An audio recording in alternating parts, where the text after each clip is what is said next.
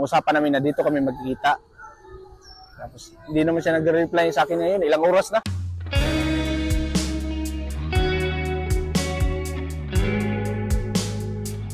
Mga 2 oras na pala. Ang laki ng mga ano dito, ma'am.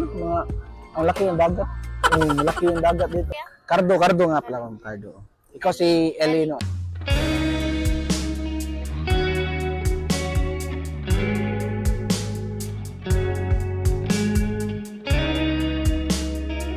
Nagkamay ka, kuya. Ha? Ay, sorry. Biglang gumalaw ang aking kamay. Pero 18 ka na, ma'am. Sure ka? 18 ka. Talaga, kuya. Hindi.